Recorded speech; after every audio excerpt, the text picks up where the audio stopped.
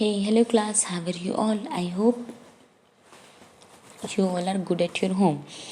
I am from JVM school. I will teach class 8th English. So class 8th हम chapter 4 पढ़ रहे थे tree our survivor our saviour जो है पेड़ कैसे हमें एक हेल्पिंग हैंड देते हैं, कैसे वो हमें हेल्प करते हैं, कैसे वो हमें एक सर्वाइवल देते हैं। The people were angry but helpless.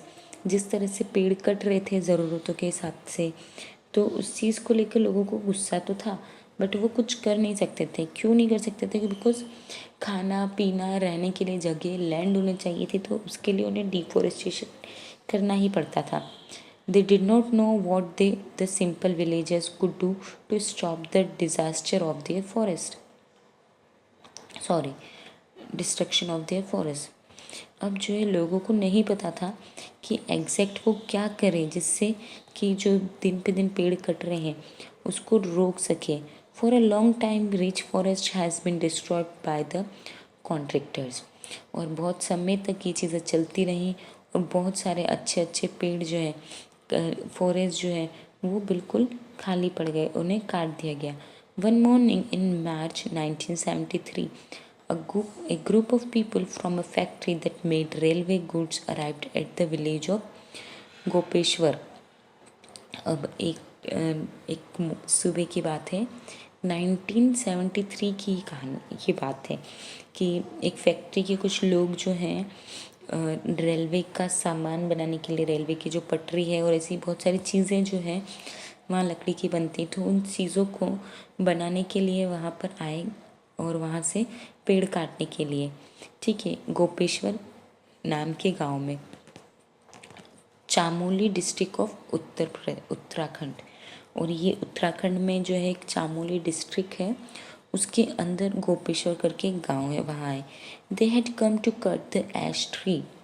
और वो पेड़ों को काटने के लिए आए। The wood was to be use to make sleeper for the railway in the planes.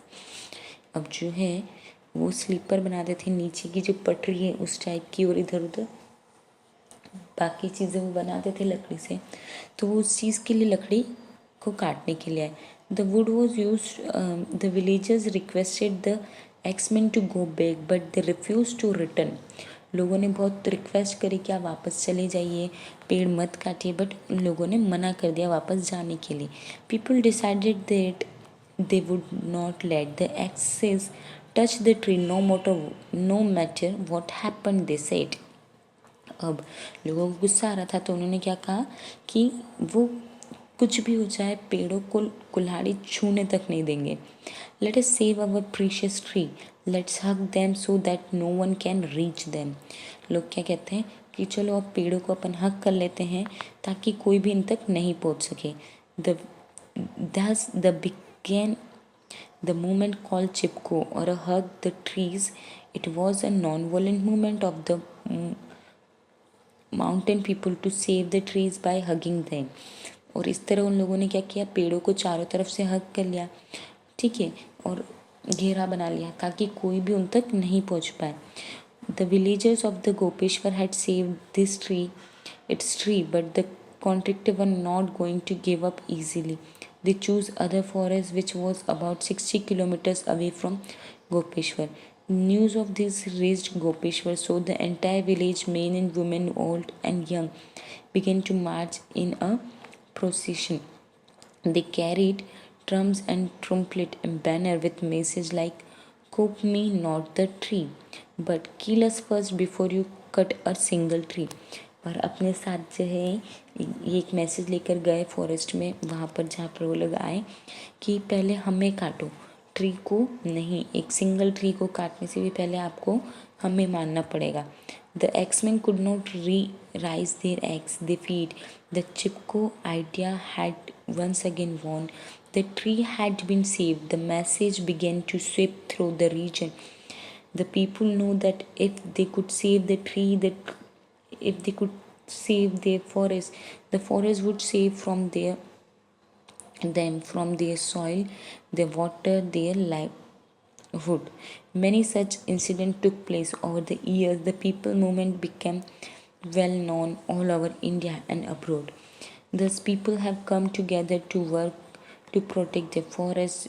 They have organized themselves, especially the women, through organizations such as the Soligram Swaraj Mandal to regenerate the degraded forest. This is how the Chipko movement has approved the very valuable in a conservation of forest.